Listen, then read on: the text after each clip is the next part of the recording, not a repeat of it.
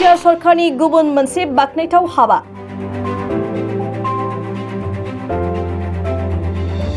हा पाट्टा गैजायै गं 500 नखरफोरनो हानि पाट्टा फोरमानलाइ गथायना होदों।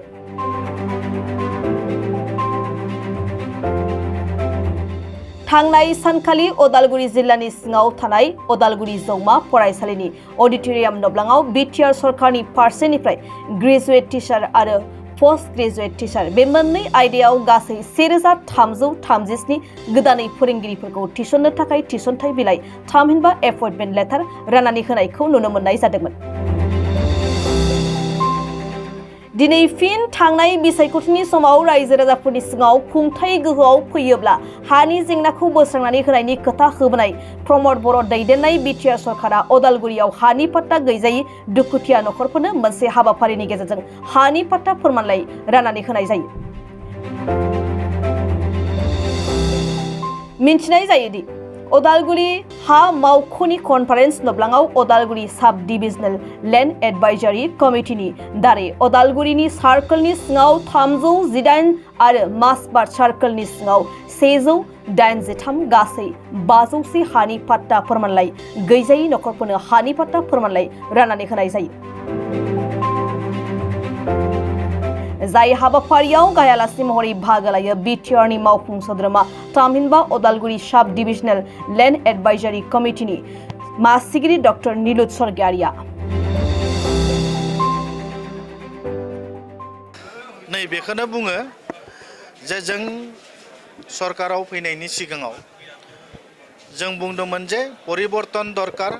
प्रमद बर' सरकार। दिनै परिबर्तन जाबाय। BTR ओनसोलाव गोजोन फैबाय। BTR ओनसोलाव गोजोन थासारि फैनायनि उनाव नैबे ओनसोलाव सोलोंथाइ बिथिंजों गोबां जोंनि गोरों लेखा गोरों आरो थाइसेबो थाखा फैसा लायाब्लासिनो जोंनि नैबे ओनसोलाव थानाय गोरों जाय बिथांमोनखौ जोङो मैया 1400 जन व्यक्तिनो एपइन्टमेन्ट होबाय आरो दिनै अदालगुरि सार्कलनि सिङाव थानाय अदालगुरि सार्कल सिङाव थानाय मासबाद सार्कल आरो अदालगुरि सार्कल बाहाय हानि कागज लेन्ड पाट्टा दिनै 300निबो बांसिन व्यक्तिफोरनो दिनै हानि पाट्टा कागज राननानै होनाय जादों। गतिके जाय बिथांमोना दिनै हानि कागज पाट्टा मोनदों बिथांमोनखौ आंनि गोसो गोरबोनिफ्राय गोजोननाय हामग्लायनाय बावहरदों। गोबां बोसोर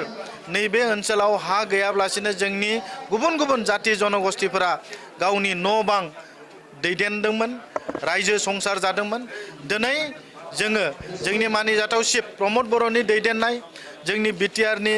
हानि माने लेन्ड एन्ड रेभिनिउनि EM रन्जित बसुमतारीनि दैदेननाय बेहाय दिनै जोंनि 3.5 बोसोर बुंनांगोन जोङो जे 1 बोसोरखौ जोङो कर'नानि थाखाय मावनो हायाखैमोन। 1 बोसोरखौ जुदि गारोब्ला दिनै 3.5 बोसोर जाबाय। बे 3.5 बोसोराव अनलाइन बेबस्था अफलाइन बेबस्था गासै 2,80,000निबो बांसिन व्यक्तिफोरनो हानि समस्याखौ समाधान खालामनानै होनाय जादों। किन्तु थांनाय 17 बोसोराव BPFनि सरकाराव मात्र 1600 जन व्यक्तिफोरनो हानि समस्याखौ समाधान खालामना होदोंमोन। दिनै बेखौनो बुङो रायजो राजाफोरा जे थारैनो प्रमद बर'नि सरकार फैनाय लोगो नैबे ओनसोलाव हानि समस्याया समाधान जादों। नैबे ओनसोलाव कारापसना गैया जादों। नैबे ओनसोलाव थाइसेबो थाखा गैयाब्लासिनो साकरि मोननो हायो। नैबे ओनसोलाव प्रमद बर'नि सरकार फैनाय लोगोनो गोजोननि थासारि फैदों आरो सोलोंथाइ बिथिं गेलेनाय बिथिं गासैबो बिथिंजों BTR ओनसोला लासै जौगाबोदों। गतिके आं थारैनो जोंनि मानिजाथाव चिफ प्रमद बर' बिथांखौ साबायखर होयो।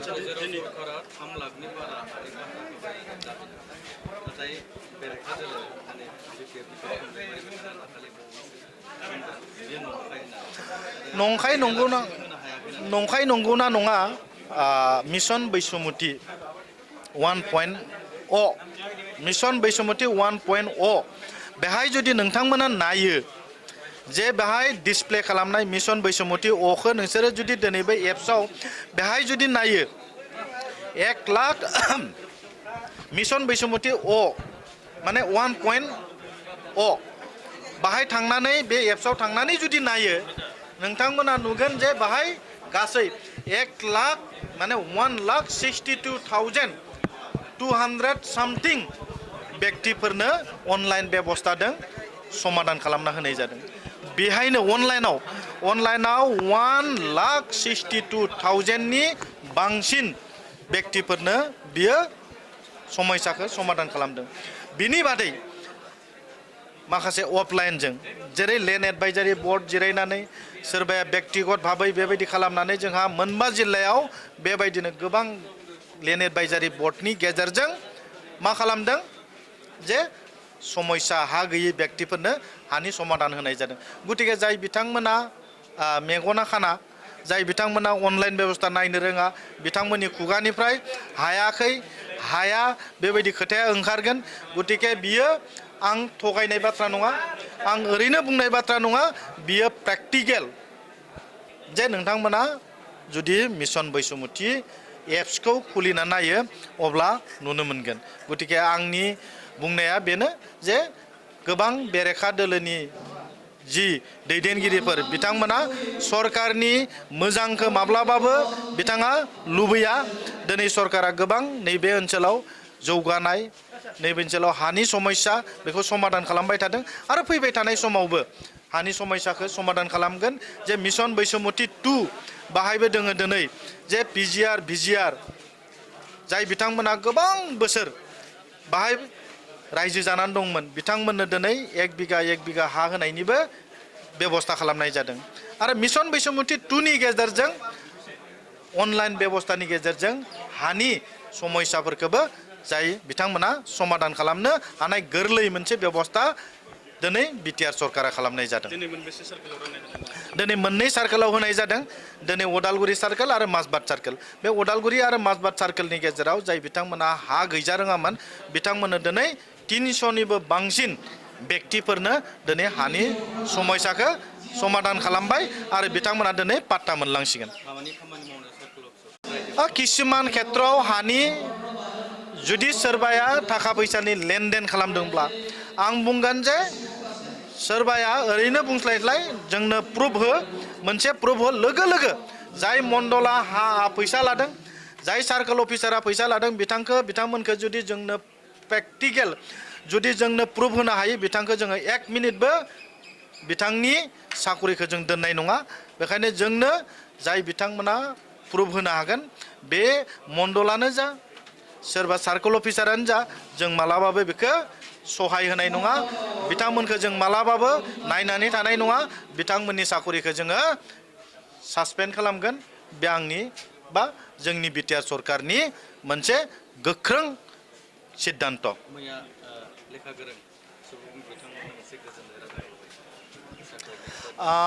गोबाङा दिनै बदद दैखांदोंमोन थाखा फैसा माबा मोनसे लेनदेन जायो बायदिसिना नाथाय बिथांमोनाबो दिनै नोंथांमोननि आखाइजों दा बेनो जोंनि लुबैनायमोन आरो बिनि थाखायनो जोङो सरकाराव फैदों जोङो सरकाराव फैनानै माबा मोनसे गोदान माबा मोनसे परिबर्तन खालामनो हायो नामा राजनितिखौथ' बयबो खालामो गतानुगतिक राजनिति खालामनो थाखाय जों राजनितियाव फैयाखै गतानुगतिक जोङो सरकार सलायनो थाखाय सरकाराव फैयाखै दा बेखायनो जोंनि परिबर्तना बेनो जे थाइसेबो थाखा लायालासिनो जों माबायदि गोरों